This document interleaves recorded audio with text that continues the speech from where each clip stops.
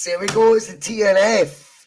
It is the night we hand over the keys to use. It's kind of the same format as every other show, but we kid on. Tonight's going to be totally different. I suppose we go through more talking points from the viewers than normal, but one viewer deserves a special mention. Before we even got a ball kicked, before we've even done all that good stuff, before I've even introduced the judge himself, Tattoo Face 77, mate. Look at this. 1, 2, 3 memberships he's just dished out there. Like Santa Claus coming early and in the correct green suit before Coca-Cola obviously changed all that carry on. Good on you, Tattoo Face. I hope you're very well. I hope the family's good. And that's really kind of you with dishing out memberships like that. And I'm sure whoever have received them will be absolutely buzzing as well. There's loads. Look at Smell the Glove. Look at the fanboys are in, Judge. Yes, the judges are. Oh, not again. I forgot about. You're loving it, eh? You guys are in disguise. You guys are in disguise. I'll forgive you saying that to me. Well, mate, you're the one bringing all the wee cartoons with you, mate, not me. Anyway, it's another episode of the T.N.F. It's a new format. It's Judge versus Bhoycie, the driver. So it's a good bit of fun, this, because we put the verses in. There's certainly one tonight that we've got very different views on. And it's good because me and you can, have a wee back and forth, Matt, without anyone crying and packing up the toys and going home. Me and you will be able to shoot what is it they call it? Is it shoot the shit? Is that just what? Yeah, shoot the breeze, chew the cut. Shoot the breeze. Shoot anyway, enough of that.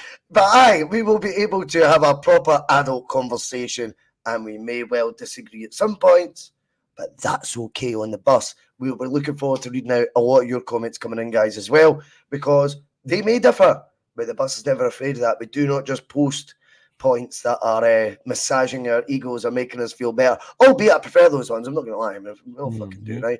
But I'm happy to put up points that other people disagree with in the chat, and we'll get it lively tonight on this Thursday evening. 7 minutes past 7. All that good stuff time. Then we'll get some thoughts on the judge on last night. Please do give us a wee like right now. Hit that like button. The thumb's just in there somewhere. Judge, have you got a wee downwards arrow? No. I can see you think. I don't know if I can do that. You're a wizard. Oh, there we go. So it's down there. Hit the like button now because it gets us all the algorithm. Ask Phil McGinley all about that algorithm stuff. If you give us a wee share the now on your social media pages, takes 2 seconds. That gets even greater word of the bus. If you want to subscribe and never miss another bus episode, hit subscribe if you've not already. Hit the wee bell beside it. You never miss a bus episode, or whenever the bus comes to your town and picks you up. Sounding a bit creepy. We'll drop that bit. But also, if you want to become a Bhoycie Bus member, like so many of you have, and even more have, thanks to Tattoo Face 77, we've got members like Warren's Team Talk, Tattoo Face 77 himself, Marc Cairney, who else? Jim Dolan. He always gets a mention. He's right in there at the start, isn't he? He's good at that. There's loads of you, and we appreciate each and every one of you. I always read out whoever's live in the chat that's a member. It's $1.99 a month. It helps keep the bus on the road. Obviously, it doesn't contribute enough towards haircuts for me, but other than that, it is a massive help for subscriptions and all that jazz. If you are listening to the podcast, remember and give us a wee follow, give us a like, whatever that means. And you'll never miss an episode either, whether it be on Spotify, iTunes, the lot, your favourite podcast platform. We are supported by the EPL Index, and they are definitely getting the word out there. Even last night shows over 1,000 listens already, Mark. It's good. So that on top of the YouTube numbers you're seeing, quite a busy bus that we've got. It just people might forget that sometimes. Chris Kerr, though, he's got it nailed. He says moan the bus. Well, moan the bus and moan the Glasgow Celtic. Mark, your thoughts on last night? I'm guessing you were there. First and foremost, my takeaway on it, like I was saying with Terry, I thought the attitude, the application was brilliant. I actually thought, particularly first half, it was a really good follow-on from what had been a really good last third of the game I've negotiated with Terry. He was saying last quarter, I think the last third at the weekend, I think we really continued that midweek. And maybe Brendan's attitude and the anger that's been described kind of paid off. I think so. I quite enjoyed last night. I'm not going to lie to you. I thought the performance was merely a Celtic home game performance. We've not been getting them a lot this season. It's been a lot of games he's been a bit turgid. I thought last night, from start to finish, the goal kind of took a wee bit of shine off it, but not really. Hibs did threaten a couple of times, but Celtic soaked it up pretty easily. I thought O just gave us a different dynamic. You know what I mean? I must admit, when I seen the lineup, I thought, right, O's maybe a focal point. He's going to maybe drag defenders. He's going to give space for the wingers to run in behind, and that kind of worked out that way. I just thought Palmer wasn't great for a lot of the game, and I thought Mikey Johnson, he tried, but trying's no good enough. I thought he is he young because I think there's players in the team just now, boys, that are in the team because other ones have lost their jersey rather than guys win their jersey. You thought he wanted his start, though, didn't you? Sorry? You thought he did want his start. Yeah, I thought he would start, boys, because I thought Lazio, I thought he was good. I thought last week, I thought he was good, so he's making an impact. But I will say last night, it was still involved a bit more than what Yang has been. Other than the Aberdeen game, I thought Yang's been pretty, don't know, flattened to deceive a wee bit. I thought Matt O'Reilly was majestic. Sometimes he just glides along that park. I think very much like Tom Rogic. I've said that since day one about the guy. He does remind me of Tom Rogic. He just that kind of grace about him. You know what I mean? And the only thing with players like that, when they're having a poor game, they're having a really poor game. They've got to be on it for them to glide along the park and look classy. You know what I mean? When they're not playing well and they're kind of strutting about, it does look like they're not on it. You know what I mean? But I thought last night was great. I thought the intensity kind of dropped when Kyogo came on the park, and then all the fans started to leave. You know, the rest of it, it was one of the cold nights. It was in the atmosphere. I thought and it's another game that Hibs fans outsung us. I sat in the tap tier, as you know, boys. I could hear the players shouting in defence. Vantage point, if you will. Vantage point, mate, yes. And I thought, if I'm sitting at Celtic Park, I'm hearing players shouting for fucking 80 yards away. You know what I mean? I couldn't believe it. But there's got to be a wee bit of give and go there with the ultra groups and get them back in or whatever they're going to do. That's going to be resolved quickly. But all in all, I thought Celtic, I think last week was a bit of a turning point. First of all, I think Callum McGregor's goal, I think that's turned his fortunes this season. I might be a bit dramatic here, but I sometimes think that there's wee moments in football that players just click into gear or they click on again. I think that goal did that with the guy. I thought he was brilliant when he scored that goal last week, and I thought last night he was everywhere. And I've not seen that with the guy, but I think when you saw a Waterclough in the team, Bhoycie, your first thought was you're going to see the best of McGregor. He's going to be 15, 20 yards further up the park. He's going to be dictating the play a bit more. And if that means Awata's in the team, then so be it. Because although I didn't think that he played the great game that I've seen folk talk about, I thought he was more than comfortable. A few bad passes aside, I thought he played pretty decent last night. Awata. Is there a conversation to be had then on that basis of McGregor? And I think it's a good point to bring up. The Kyogo one I've got in the back pocket for a later discussion, mate, right? But with regards to McGregor, I'm looking at that and going, is there an argument where trying to fit all your three best midfielders in, because they're your three best midfielders, that's at the expense of one not playing in the best role he can? I think you put in your best fits for their best position. Do you know what I mean? I think like that's you play players to where they're going to maximise their impact on the game. Now, Iwata might not be as good a footballer as Callum McGregor, but he's a better number 6 than Callum McGregor. Or that's certainly a favoured position. Then you've got the debate of, well, it's 2 from 3. McGregor, Hatate, O'Reilly when they're all fit. We know the sort of round robin Brendan's been doing with Bernardo, Turnbull, Home. And I get all that. But when everyone's fully fit, maybe it's got to be Iwata, and maybe that's what we're crying out for. Then a more physical number 6 to come in, which I think the team's lacked, mate, for a couple of years. I think that's been one that we looked at quite extensively, even during Angie's reign. People don't like it, Mark, when you say a physical player. They think you're dumbing down football somehow.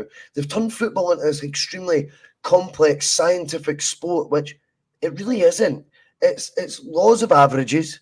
It's standard practice. A more physical player in a holding role can have more of an impact at breaking balls down, unless they're reading the game way ahead of others. Sometimes a bit of a physical presence out of your 11 players, I just think it's a good ratio anyway to get one or two in there that balance that a wee bit. You don't want to become a side that's easy to be bullied. Now, Iwata at the number 6 for me, though, at this moment in time, is the best for me at CDM. So the questions are coming in already, and I'll put it to you because we do need to have the conversation about Iwata's impact, because you've said McGregor's moment, the goal, seems to have sort of transformed his season. Could you also argue that Iwata coming in the team, playing his favoured role, allowing McGregor to play further forward, is actually a bigger moment than the goal itself by McGregor? Marc Cairney wants to know, I've got the pronunciation right this time, big boy. He says, does Iwata keep the spot for a few games at least? Give us a proper look at what he can do. Like how he likes how Calmac moved up a bit. Oh, spot on. That's what I would do as well, because we all know Cal McGregor's best when he's dictating playing. I don't think he can do that at number 6, or this 6-8 hybrid, as I call it. I think Cal McGregor's best football has been in the attacking role for Celtic. I don't think Celtic need an out-and-out number 6 in Scottish football. I feel like Celtic can afford to have a bit more luxury than that in the midfield. But if Iwata is going to be that wee plug in the hole to allow McGregor to go forward, because one thing's for sure, we know for a fact that Greg Taylor needs cover, and that's Cal McGregor's job. You know what I mean? Especially he's at number 6, he's covering Greg Taylor, he's breaking the play up, and instead of him being 2 or 3 passes up the park, he's having to get the ball himself for scales and then bring up the park.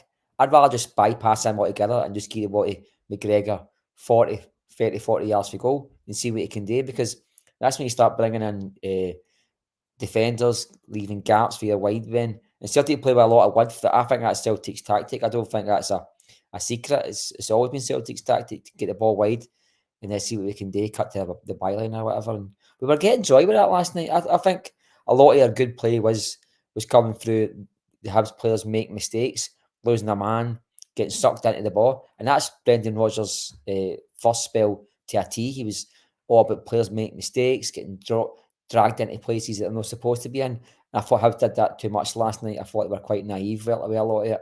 But one thing I noticed, I said to the guy sitting next to me, I can't remember his name.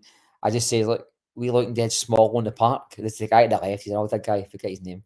But been sitting beside him for 20, by the way, no, ladies and gentlemen. see the guy here? That's the guy that I thought had died, actually. He went missing for 3 years. It turns out he was just not well. I thought he died. It was like Ian Wright when he walked in. I went, I heard you were dead. What a clip that is, by the way. I was like, Mr. Pigton. Aye, the teacher. No, that's worth a watch. Anyone who's in the comments right now, you watched after the bus, but definitely Ian Wright and Mr. Pigton. Just take that on YouTube. That's well worth it. The guy helped him through his career. No, I was quite emotional. Well, that's what this guy. I thought he was dead, but I was saying to him, I said, look, they're small in the park compared to Hibs. Hibs are quite a strong physical team anyway. But I also mentioned, imagine I was playing against an EPL team. They're all muscular and they're athletes as well as being football players, and I think we'd get shown up at that level physically anyway. If you look at the Celtic players, a lot of them have got their Celtic taps hanging off them. You know, I don't see a lot of muscle mass like Rodgers' first spell. So we need some physicality in there. I feel like we're missing physicality, rough up a wee bit in midfield especially. I don't think you need it too much on the wings. I think a wee winger the size of Mickey Johnson can get by somebody. You just need to have the skill and the ability to do it. You don't need the muscle. But I think in midfield, it's a very compact area of the pitch. You need some sort of physicality in there. And in Europe especially, I think we're too passive. We allow midfield to dominate us. We don't put in hard challenges. We losing goals quite a lot where you're seeing the replay and you're saying, why did he not take him out there? Why does he let him go when we should? We're not breaking up play enough, Mark. Just going like that, bang, take his legs away from him. It's the dark arts that I don't like, but it's the dark arts that gets you a point, it gets you through a round, or at least keeps you in a tie to the home tie or the away tie. Celtic are too naive and too kind and too nice in general as a football team. So I think a bit of physicality might be a good thing for Celtic, but Iwata, as you mentioned there, I think if Iwata can come in and at least play a steady role, no outstanding, just be steady. Don't do anything daft. Just stick to your role. But if that allows Cal McGregor and Mattarelli to move forward, then he's dangerous Joe for me because you don't have to be Andres Pirlo or anything like that. You know what I mean? Just sit there, break the play up, be the middleman between Scales, but date quicker. I think he's a bit slow in the ball sometimes. A bit more zip in the ball for me, especially if I'm going to have Scales until at least January, maybe longer. He's got a lot of the ball and he's 3-4 touches, boys. You know what I mean? And I feel like if we can get the ball to our midfield faster, and then that ball moved to McGregor, O'Reilly, Palmer faster, it's going to give defences less chance to get a position, less chance to hold their line. Celtic are too naive at that. They're getting too many teams that are more concentrated, a bit more streetwise, too much time to get organised. I thought Hibs last night, they get beat by a better team. Obviously, Celtic are a better team, but I thought a lot of stuff was quite naive. They were jumping out of position quite a lot. They're running towards the ball. And I thought it was easy for me to see. And I thought, I can imagine the manager's thoughts on it. But I suppose that's just me sitting up in the stands. If I was good at doing it, I could do it in the park, wouldn't I? But I just thought, you're not going to get that all the time, boys. We were given the game last night. We were aggressive, we were good, we were fast. But I thought Hibs also played into our hands by just being a bit too naive in their press, you know what I mean? I think that's absolutely fair. One other thing I wanted to talk about when it comes to the game last night, and it's actually been sort of flagged here by YouTube, which is a brilliant handle, or whatever you call it, name, YouTube name, avatar, I don't know what you call it. But YouTube, he says, O's strength at your second goal made me smile. It's exactly what we need at times. Now, we're going to talk about O, and then we're going to talk about striker competition. It'll be a perfect segue, Mark. And we're getting good at this shit, right? Mm-hmm. So let's talk about O first and foremost. He got the start. I thought it was a bit of a surprise still that he came in from the beginning. I still expect to see Kyogo's name, 10 times out of 10. Firstly, Rodgers showing that flexibility I like. I thought it was a reaction to what had been a dismal first half at the weekend and a much improved, let's call it last third, Terry, when O was a part of the team then. I would have liked if there was going to be more of a carry-on from the weekend, albeit we got a brilliant result, so I'm not taking anything away for that. But probably in my mind I thought, why not try it with Kyogo and O from the get-go? Why not try it at home? I suppose there's just so much at stake. Managers are more reluctant and they do stick to their guns. They're not as experimental as you would like at times, or as adventurous as maybe in our minds it would be. But I thought O did do well. That second goal that YouTube's referring to there, the strength, brilliant drop of the shoulder, sends the Hibs player for a hot dog, composed finish. Now, the first one I expect him to claim, that's right. There's a bit of fortune there, but you know what? You make your own luck at times as well, Mark. Let's get that right. You make your own luck. And with hard work and perseverance, anything can happen. He's obviously doing it right off the park.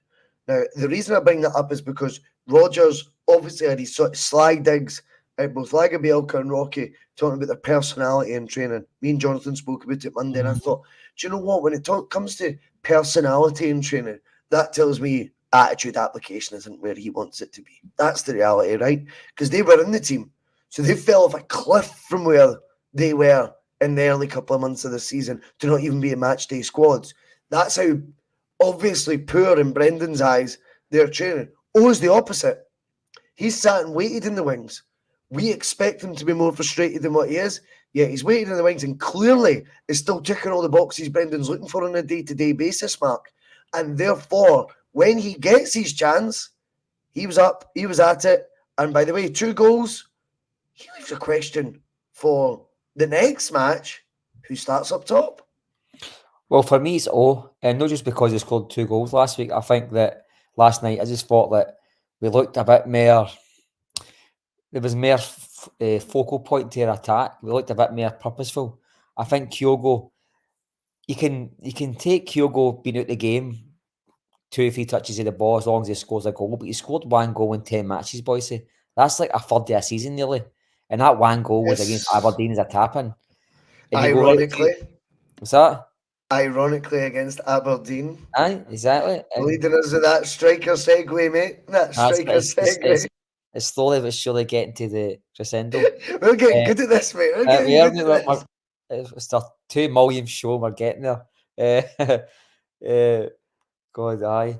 And, I'm not his biggest fan, you know that about. I mean, I told you before about him, but you can't deny he's been impressive the last couple of games. I thought his presence against St Johnstone caused him all sorts of trouble. I thought last night he was linking the play up. He was bringing in the wings, the wingers, as I said. He was doing the things that you'd expect for a old-fashioned centre forward.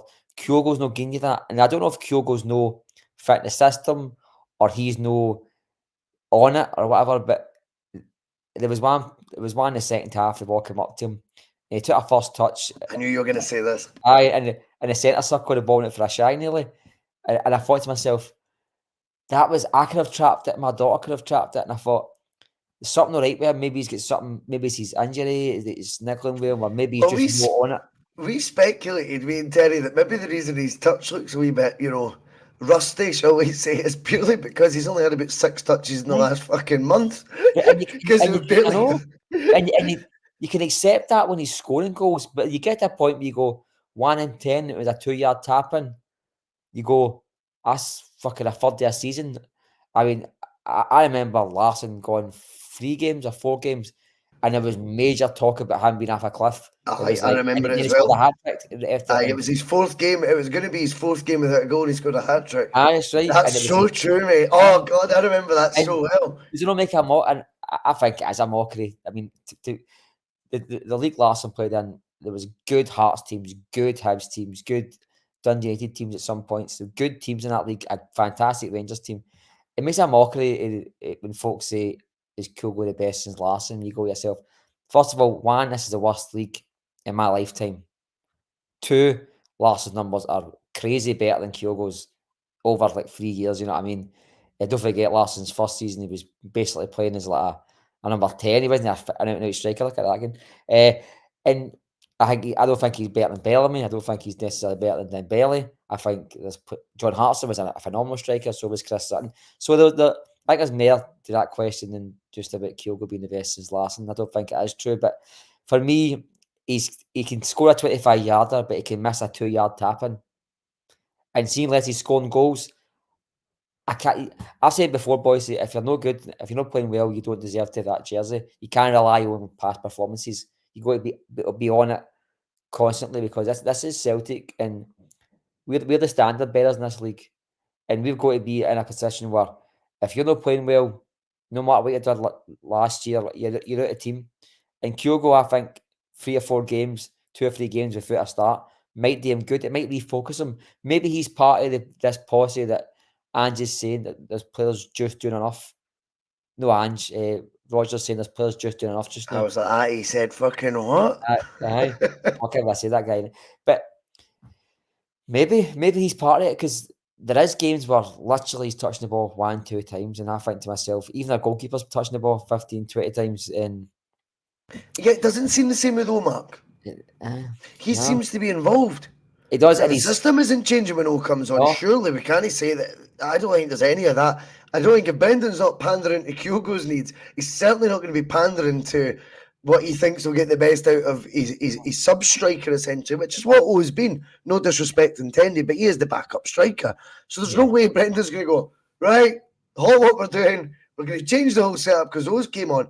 But yet O's finding himself getting involved with far more ease, particularly over the last month or so, even with these sporadic sub-appearances, than what Kyogo's managing to do in his hour, 70, 80 minutes, sometimes whole games.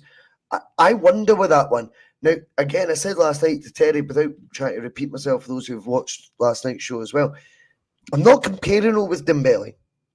But what I'm saying is, in terms of physical profile and attributes that they have, they're similar. I think Dembele's night and day a better player.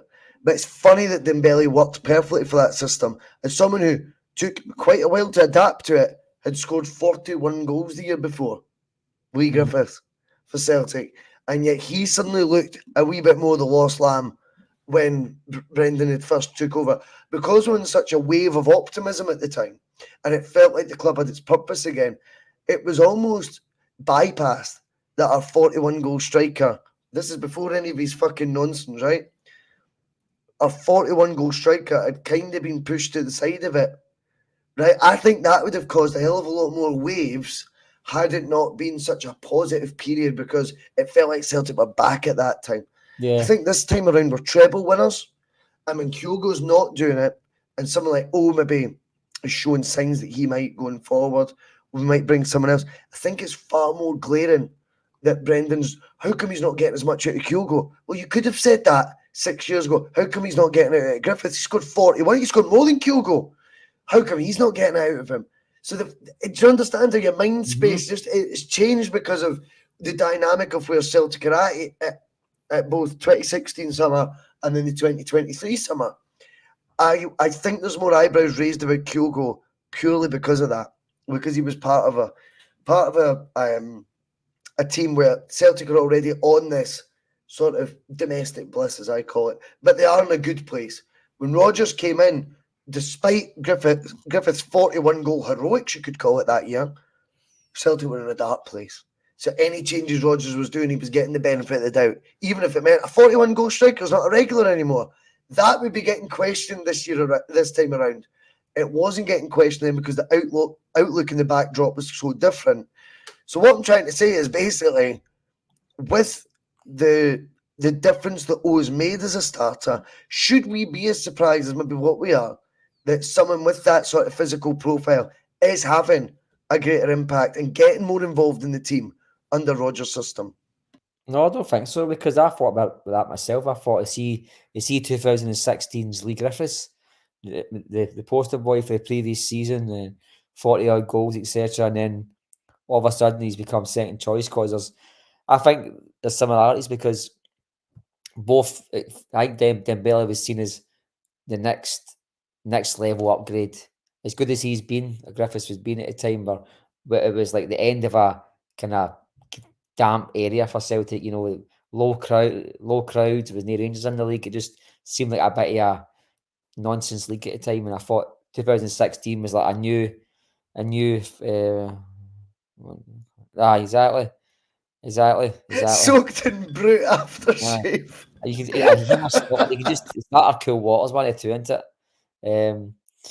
Yeah, I forgot what I was going at. I did Sorry, get Mark, sorry. No, it's all right. No, but I did get I did see the similarities in that, to be honest with you. I do think I think, but Kyogo needs strapped. I think Kyogo needs strapped. I thought Arthur Johnson was really good last night. I thought he was really good. He was getting in spaces that I've not seen him in before. He was almost like, like part of the attacking option. His attacking option so far for Celtic has been zero. His ability to go forward is zilch. But last night he was in the box 2 or 3 times. He won a penalty, which wasn't a penalty, by the way. If that's a penalty, the game's done, in my opinion. But we'll take it. We get them against They us. went against us. That's the difference. And I hate making that the argument. It's not because we want it to be a penalty. It's because it is a penalty now. If it goes against us, I want us to get it. Yeah. I think it's just, that's 2023. That's just the push you're going to get, and it's not fair on the fans that are pining the Hibs fans. They could have lost the game last night with that goal. We could have won. We could have lost the game with a goal like that, and I don't think that's fair on the fans. You know what I mean? That's a fair comment. So I thought he was really good last night, because I did say that genuinely I felt like there was a cry for Johnson to get dropped as well, and I thought Ralston was a better left back than what Greg Taylor was last night. I thought Ralston came in, he did really well. I mean, and there was one point he got to the byline and his cross was just a wee bit too sharp, and I thought I've not saw Greg Taylor do that in a long time. There was one Yeah. He cut inside and went through 2 players, put the 1-2 and then crossed it in and on. I thought Ralston might not be in his cup of tea, and I'm not just saying this because I'm a fan of him, but one thing about the guy is you will 100% get a better attacking option with that guy in the park. His attacking ability is really, really good for a bricky left back. You know what I mean? Right back, sorry. I thought he was really good last night. And I don't know whether this system... I don't think the system changed last night. I think the dynamic of it that changed last night, because the players were getting... I thought Kyogo's been a bit of a passenger. He's been an empty jersey the last wee while, but was another jersey, another man to pass the ball to, another link up, another piece of the puzzle. And it was telling. It was like an extra man in the park last night. You know what I mean? And it creates space for others, boys. And seeing you're creating space, you're your players like O'Reilly, McGregor's, they can start doing magic. You know what I mean? And you seen it last night. McGregor had a shot for 20, 25 yards, a beautiful shot that got tipped by the post. He's not shooting last week. He'd have been too tentative. But see, now he's got that aggressive in him. He's that Great number point. 8 role. And I thought to myself, that was his goal last week. It's this new kind of like aggressive feel. Last night felt aggressive with Celtic. Straight away, we're at the park. Still slow, don't get me wrong, but always at least involved in the play. Kyogo's no Bhoycie. And see if Celtic win a match, I don't really care who scores and what system works, as long as we win matches. But if always no contributing goals, he's not getting involved in play, he's got to be dropped. It's as simple as that. Forget he scored 100 goals last season. We've all got t-shirts with his face on it. Forget about that. The best player in the system or who's performing at that moment has to play. And I'm not his biggest fan, but it seems to work with this guy just now. I think there's great points that you raised there, and I think you're absolutely right to highlight the fact that you've not given him much kudos. I certainly haven't. I've got to be honest. I certainly haven't, and there's nothing wrong though with being proven wrong with players, and I hope he's on the journey to do that. Albeit we will be strengthening in the January window. We're going to talk about that very, very briefly. I just want to quickly pick up the Alistair Johnston thing as well. In my opinion, I thought he played more inverted last night than what I've seen him this season. He looked like he was in infield positions more often than what we've seen since the last sort of 6 months of last year under Ange. Greg So Taylor that was last year, interesting. like Greg Taylor last season sort of style, wasn't it? I felt. So it's interesting. I wonder if the two fullbacks have now made their case that they prefer to play this bizarre, what it is, or what it was when Ange first came in, this bizarre inverted fullback thing. But actually, the players are maybe showcasing their best abilities there. But yes, Kyogo, there'll be a third one in there, mate. There's that, I can guarantee you come January, because both of them may well be involved in the Asian Cup or whatever. I'm not entirely sure of the official title of the competition, to be honest. I've never watched it. No disrespect. It's just that I don't watch the Highland League. So, unfortunately, I don't watch the Asian Cup either. I don't watch the EPL. You know who watches it? You could get him on the show. Aye, he's a pain in the arse in that twelve. I can't be bought him. Anyway. You're blocked anyway. You ain't blocked us, do you know? Probably. I don't even know why I got blocked. I got blocked just because I'm associated with you, you bastard. Happens a lot. Happens a lot. Pals of the judge. See it. I'm like, what did I do? But yeah, there's going to be a third option in there. Let's be real. There's going to be a third option in there. We know it. Obviously, the player linked right now is Bojan Miovski of Aberdeen. 11 goals, 23 games at international level for the unfancied Macedonia. He's got 5 goals and 13 for Aberdeen so far this season. Contrast and compare with the 6 and 16 that Kyogo has. Very quickly, I'll get that in there. Talked that he would be more expensive than the 4.4 million that Scott Brown cost 16 and a half years ago. Seems to get, I think, too many headlines for what actually is. Of course he will. It's 2023. When are we going to... When does everyone want to start moving on again with Scottish football? When's the ball start rolling again? I would like to think he'll cost more than that if he is such a standout player in the league. That's what we're obviously going to debate. I watched him. It was away against Frankfurt. I remember watching the game because I'm sure it was on at an unusual time. Like a 5:30 kickoff, maybe Mark, or a 6 o'clock. Do you know what I mean? I was like, oh, fucking watch that.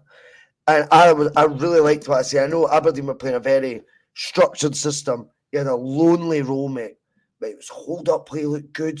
He looked like someone to me that I thought, wow, not fazed by this sort of level of opposition. And we know they're obviously a massive Europa League winner, probably one of the most famous Europa League winners of all time. Yes, may God shine on him forever and evermore. Miovski's one as well. He had a good goal-scoring record last year. He's 5 and 13. Might not look great, second bottom of the league, Aberdeen right now, but also stands up against top of the table Celtic. 6 and 16 Kyogo, who's continuously been started up until last night. I wonder whether people are getting. I think they're too afraid of the price tag for me, Matt. I don't include yourself in this, but I think the price tags. It just proves to me how conditioned fans are right now that Celtic can't spend money. 5 million should be someone who comes in and competes for the first team, doesn't walk into it. We're still of a mindset, or the new generations have been born into this mindset. 5 million means absolute, guaranteed, first team starter, special levels of ability.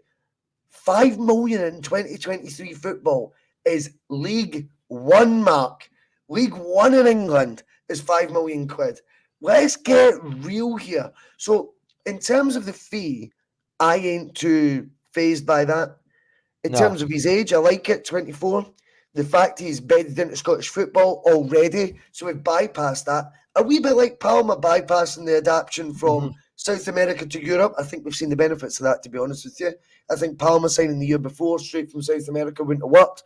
Maybe Miovski coming straight from his previous club in Hungary, I think it was, might not have worked as quickly had he not had a couple of years at Aberdeen. And finally, it's us looking within our own league, which I look at. Brilliant Celtic teams, it's always been sprinkled with players that have been signed from within our league, whether they be Scottish or not, a second conversation to have.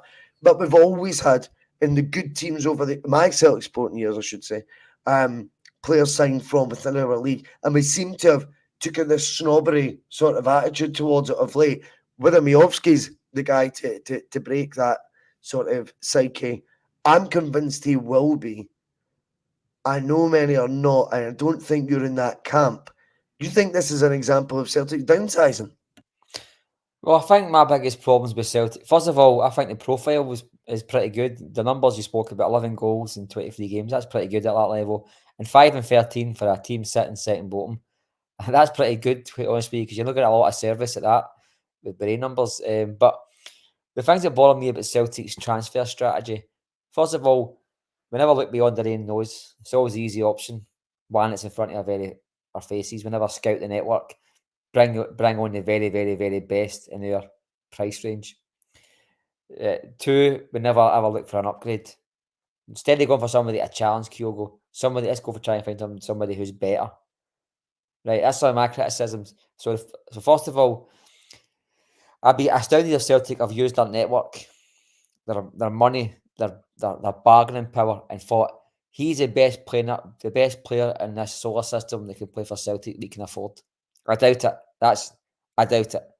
Second of all, Celtic they always look at their Do Dan book, their Peter Lawwell pals, and then there's a guy here who scored 5 goals for Aberdeen. He'll do. I want Celtic to go and broaden their horizons, look across the world, see who's out there, look at players who have scored good goals in an uninspiring league, like maybe Holland, maybe scored 15 goals last season in Holland, something like that, even 12 goals, just no reach the heights, playing for a mid-level team that is not been tapped up yet. We can afford that type of player. We can attract that type of player. I just think Celtic.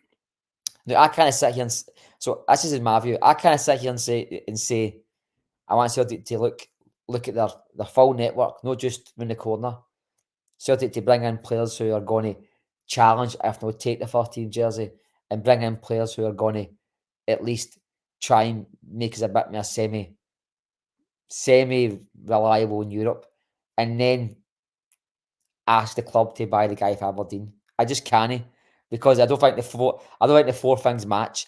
Not because it's Aberdeen. Okay. Not because it's Aberdeen. I think if I want Celtic to improve, I want Celtic to look for better than Carter Vickers, better than Kyogo, better than Joe Hart. I don't think he's better than Kyogo. I really don't.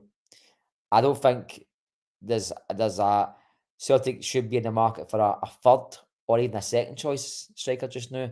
I think Celtic should be in the market for getting somebody who's going to be a long-term replacement for Kyogo, somebody who's going to challenge Kyogo.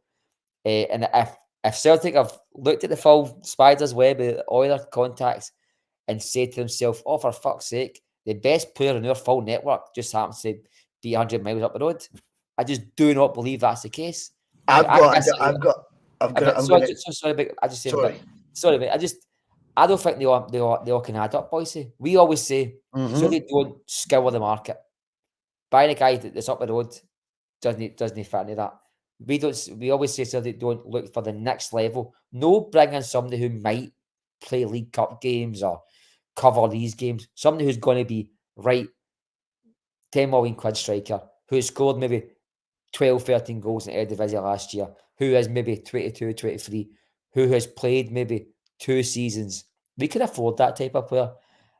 I don't think that boy ticks all the boxes, Bhoycie. And then I could have turned around and said in the Champions League, first game next season, if they qualify, okay, we've got Lazio at home, right? He needs a draw again. Right, who's playing?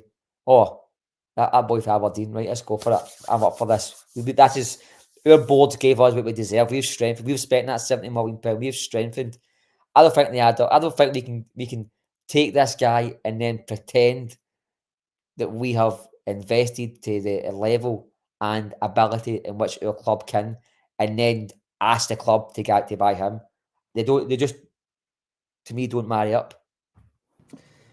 Let's look at who Celtic have signed recently. And in terms of not matching up, I actually take your point on that. Because Celtic have signed from Sweden, from Korea, from Japan, from Greece, and Norway, all sorts of different variety of countries. Obscure, man. It's quite an eclectic mix. Argentina only a year ago. You know the one. You know the one. Canada. So see, when it comes to scouring the market or scouring planet football, as it were, I think there's a body of evidence suggests they have. What level they're going for is one that you're United on, then debating, right? And United and debating with Celtic on. But when you look at that, you can't say the net's not being cast far and wide. In fact, the glaring missing Celtic's recruitment over the last 3 years or so, Siegrist aside, who I don't think was Ange signing, but anyway, there was one SPFL player signing, it was Siegrist, right? This would be the first one for money from within our league in a hell of a long time. So it isn't an anomaly. I hate saying that word because I'm all shite at it. Anomaly. But an anomaly, right? Anomaly. Yes. Fuck's sake. I told you I was shite. Yes, I see. It's an anomaly. Anomaly. Anomaly. That's it.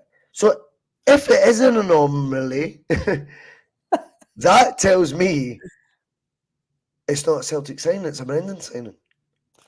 Oh. And that's where I start thinking, everything you've listed there, I'm going, actually, you're teeing up a brilliant point here. And please don't think that I'm being smart that way. No. I actually think the way you were talking, I was like, the penny was dropping for me as well, going, the reason this is totally different is because it's fucking not a Celtic signing. That's why. And for once, maybe this is part of the message that Rodgers has been trying to, I think, pretty blatantly get across of late. I have a feeling this guy is someone that Rodgers has went, I like him. That's a player I want. And he'll have had someone in his ear as well going to watch and went, yes, he'll do for us. We need another striker in there, 100%. Yeah. I think Celtic have the ability to play two up top. And it was brilliant to see us flirt with that a wee bit. I know it was not in the circumstance I would like. It was a needs-must circumstance. But now he's done it in that sort of environment where we did need to sort of change the way that game was going against St Johnstone. And it kind of paid off. I'm hoping that gives encouragement to Rodgers to go, do you know what? Even 2 strikers in January, I'm not against. People panic at this now. It's bizarre. We used to have 4, 5 strikers for 2 places. Now you can only have 2 for 1 place. I've never heard of such nonsense in my life. For me, Miovski comes in and on the record queue goes on right now in the form he's on. And if I'm being completely honest, on the overall what I've seen from O so far, not recency bias, Miovski comes in there and he'll be challenging for the jersey. Definitely, in my opinion. And if my hunch is right, but I fucking said this all summer, so let's be honest, I could be fucking wrong. But if my hunch is right, and the reason he doesn't add up to all these other equations that you're putting out there, Mark, all these other similarities that we've seen, if the reason for that is because this really will have been rubber stamped and one that Rodgers has pushed himself, I'm quite excited by that in a way as well. And I think the examples that you give there do kind and the countries I've just picked out there that we do sign players from does kind of suggest that I think Celtic have a snobbery towards the SPFL as well. I would suggest to me if Rodgers can persuade Celtic to part with £5 million, let's say it is, if it's going to be more than Scott Brown for laziness, we'll say 5 million, to another SPFL club, that tells me he's set on getting his man. From that point of view, I'll go with his judgment before anyone's and just hope that it pays off. Well, he must, if he's interested in him, and he must have saw something that there's a base level of talent that he can work with. The guy's not some sort of football parvenu or something like that. The guy's a seasoned professional. He's been, 20 years in the game as a manager? You know what I mean? The guy's, you can pick, I know he's had a few dumplings in his time, but what manager hasn't he? I think if you pick any manager in the world, he'll probably have 5 good players out of 20. You know what I mean? I think Rodgers is just the same as that. So you might think there's a base level of talent there that he can work with. We saw what he can do with players, Bhoycie. I mean, his record with players is unrivaled at Celtic. I think the ones that he's inherited, like Forrest, McGregor, Brown, we saw what he did with them. I think he did a job on Scales. What job that is under debate. But yeah, but I agree. And I feel like is really raw. He's really raw, but you're beginning to see a wee bit of blossom there. There's something there that I'm liking. You know what I mean? And Rodgers will bring that out in a player because he's a talented coach. And I heard Rodgers saying the other day there, like, I'm out in the training field every single day. I think Andrew's merely a Friday afternoon coach. Show up on Friday afternoon, get the best out of the players, and then see them again before kickoff. I think Rodgers is a Monday to Friday coach. He's there every single day. He does a lot of stuff himself rather than Gordon Strachan and Gavin Strachan and John Kennedy and all. That's it. So he's working well with these players, and I think Mattarelli said something along the lines of he's very hands-on with the players. He's very personal, interpersonal skills is excellent, and so he might find that he saw something that he can work with. And I dare say that Aberdeen and Celtic they don't play hardball with each other. Celtic have gave Johnny Hayes on loan, Ryan Christie on loan. They've also had deals over the years. Joe Miller back and forth. They both hate the Hunts. That's what you're saying. They both hate the Hunts. They do, but so that it's not Hibs don't like Celtic. Hibs have always seemed to play hardball with Celtic. You know what I mean? And I think if we can get fucking idiot.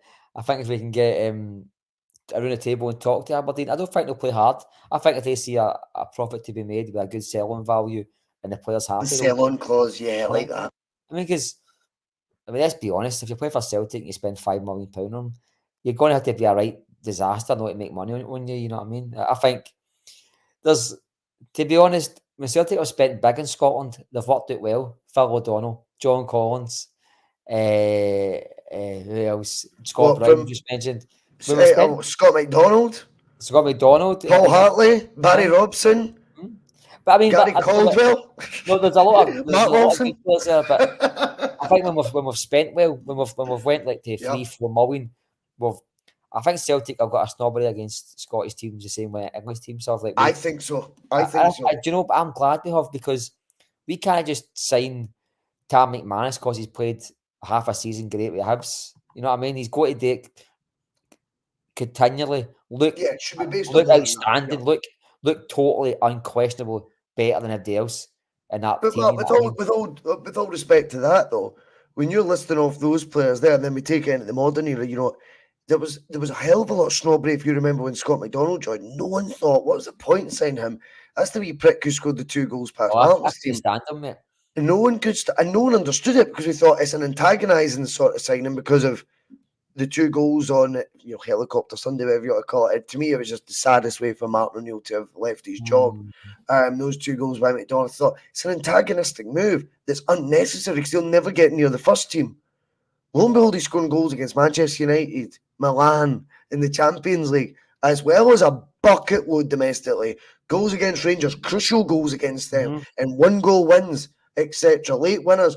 This guy ended up for 700 grand. I think if Celtic were signing a Scott McDonald in the January 2024 window, those who know better, the young team, would be going mental about it, mate. Mental. We were a bit more just confused, I think, back then, to be honest with you. It was more like, baffles me you're trying to wind us up by signing him. Aye. Is that Strachan being that?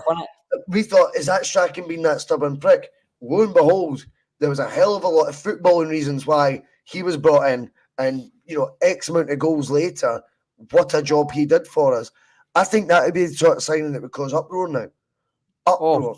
I think it would be, oh my God, no one knows what they're doing. So maybe if we take the Scott McDonald example, just it's a loose one, and we can hope for Miovski to have a similar level of success coming from Aberdeen, I'd be all for that, no?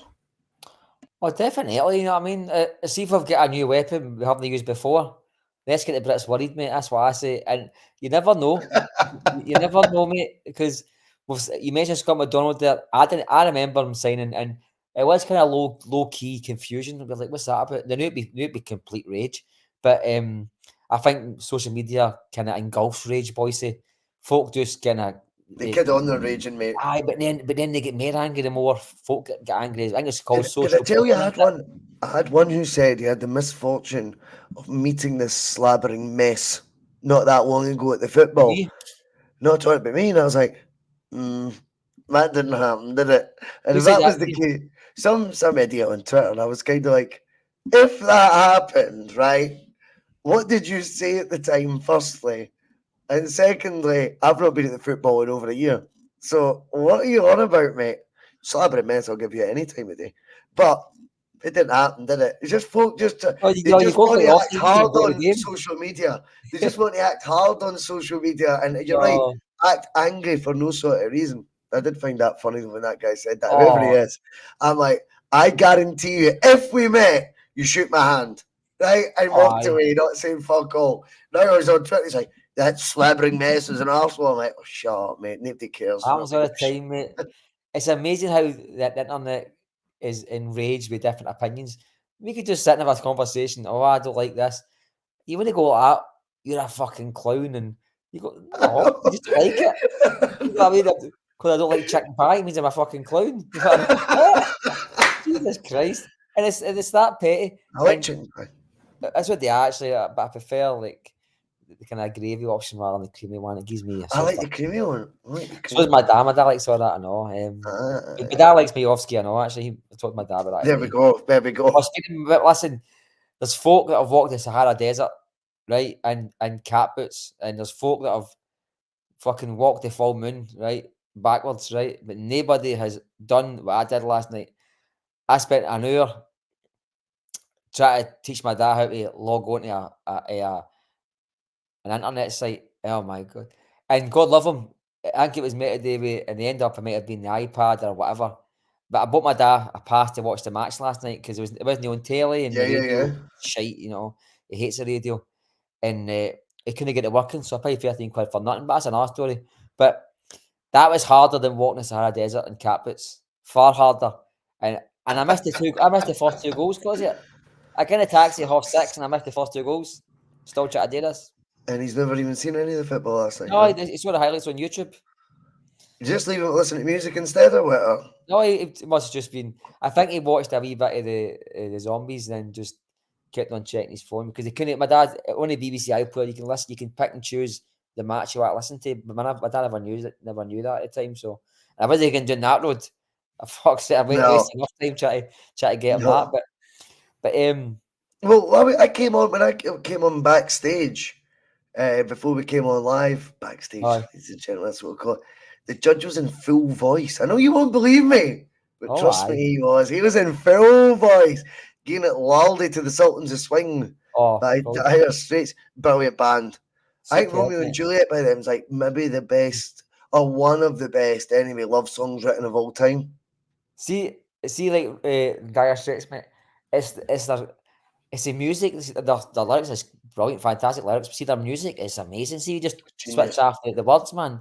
Their tunes are brilliant. I listen to a lot of Dire Straits, just like my life. I like his vocal too. He's great. It's delivery, mate. It's a delivery. It's like he's talking. It's like he's like a wee talk. It's like dead soothing. If you listen to it, it's a bit like country and western, bit like the blues all mashed together. It's really good. I love Dire Straits. Alana hates it. I love Bronski beat. I love all that kind of 80s stuff. I still love. How many Bronski beat tunes do you know? I just know that. No, there's a few. There's a few in my Run away. I like. I see a video the other day of him with a busker. That was really interesting. Some guy up the town, I think he was just walking by with his dog, and He happened to be singing the song. Aye, it was class. I don't know if it's been. You could say it's probably been staged because it looked a bit too good, but he was brilliant live. That happens sometimes, eh? And James, me and you. Oh, Like yes. James is really good. Oh, they're Talked about good. him tonight. Very good. Aye, I really like good. James live. Who's I want to go see? I tell you a band I like the Blossoms. They're like more Blossom, I don't know modern. them. Loads of melodies, really good melodies. Some of the lyrics are a wee bit too I love you, will you love me back and that. But the melodies now are really, really cool. They're a good band. They're more modern, very, very good songs. Catchy, sort of indie pop, mate, I would call it. But aye, they're good. Not one of those bands like if my headphones got unplugged from my phone by accident, I hadn't realised, and they're like, well, just blaring. I'd be a wee bit like, turn that What down a happened to bit. me? I love Fergal Sharkey. It happened to me. Oh, you do love him. Aye, and the unplugged in that song, "You Little Thief." It's a pure cheesy song. It's a brilliant song, and all. They've got the jazz on and everything. Yeah. The bus was going. Stupid radio. You know what I mean? That happened to me, and this is the honest truth. It was going from Glasgow Central to Shawlands, and it was for a job interview. Fucking this was about 7-8 years ago, and I've put on the music, right? I'm fucking like tapping away in that, like on the wee table, like it was quiet. It was a Monday afternoon, so the train was quite quiet, but there was folk on it. Like I'm just sitting tapping away with my wee fingers on the desk, and I was like, "Sounds fucking my fucking earphones didn't sound right today." I might fucking try to turn it up. ABBA, does your mother know that you're out? Is playing to the full fucking train, mate. What's the odd be that? That's a fact, by the way. I couldn't even do that note. I tell you what else I've got coming up, man. Tomorrow night, work Christmas do. What's your worst experience with a work Christmas do?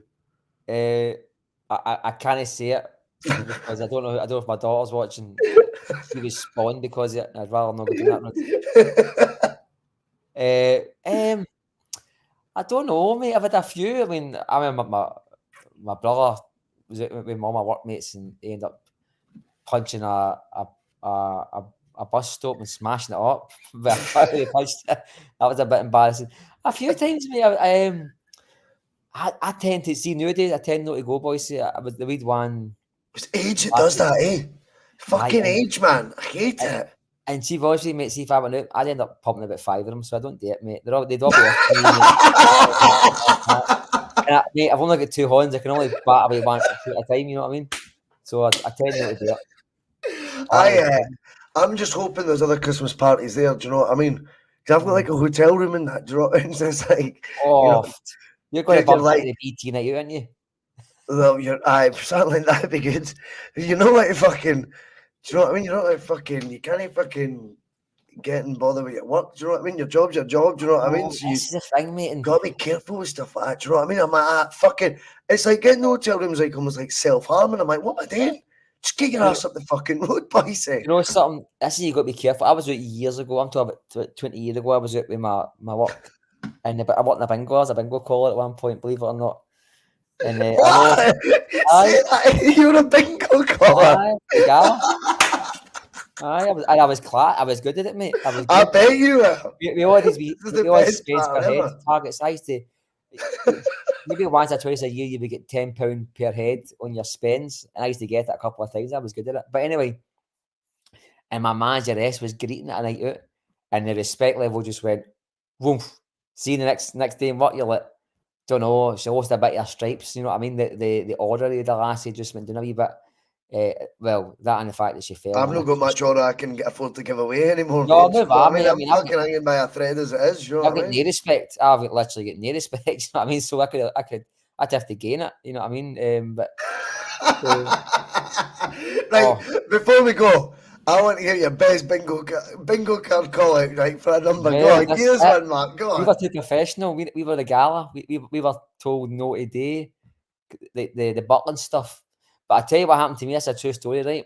So I worked at the big gala in Darnley, 1,000 seats. So that's quite daunting. But I was just cocky. I wasn't giving a fuck. I did it, and we had this thing called the jackpot flyer, right? So every day the jackpot flyer would reduce by.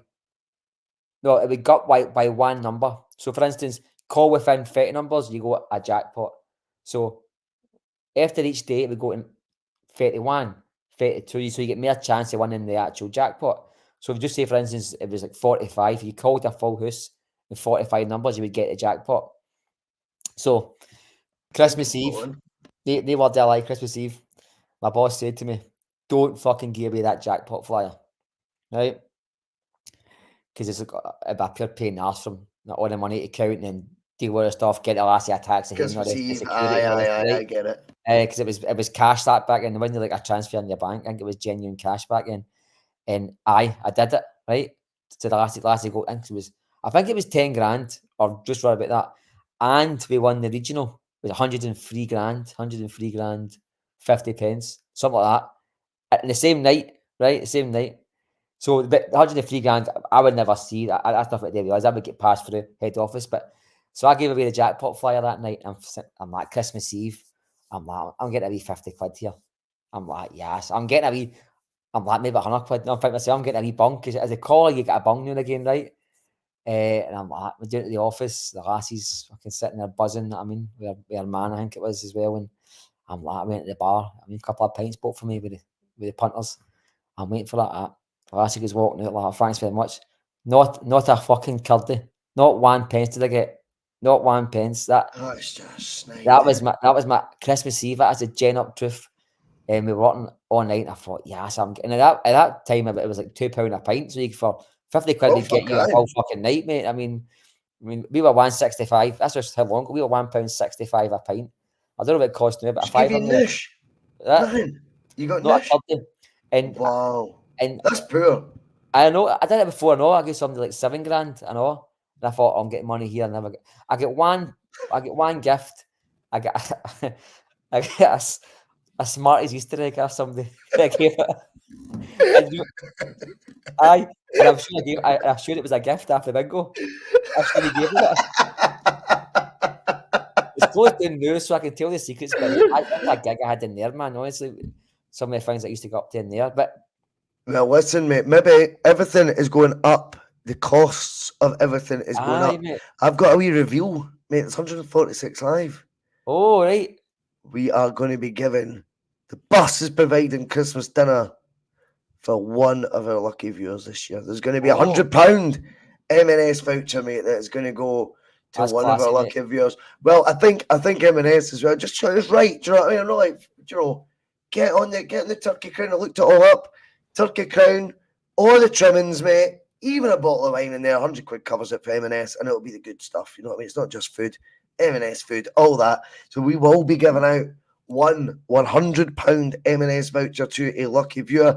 I'm still not quite formed to a competition format, so, I don't know, maybe we'll play bingo one night. Maybe we'll do that and get Mark to bring back his old days. I think, well, see on your phone, you can get something called, we'd have an RNG unit, random number generator.